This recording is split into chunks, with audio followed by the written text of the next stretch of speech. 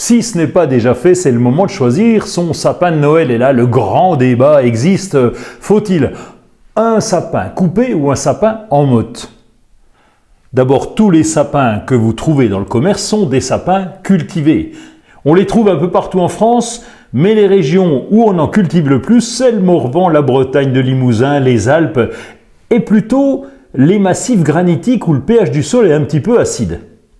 Pour les sapins coupés, on trouve principalement du Norman, comme celui-ci, ou de l'épicéa. Le Norman représente 80% des achats des Français, et puis l'épicéa, le reste.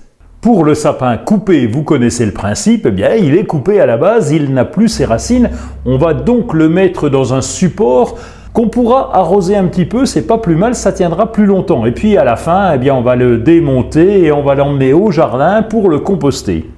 Pour le sapin en motte, eh bien on va pouvoir s'en servir de décoration le moins longtemps possible parce qu'il n'aime pas la chaleur, et ensuite on pourra aller le replanter au jardin. Donc dès le lendemain de Noël, vous démontez tout et vous le plantez.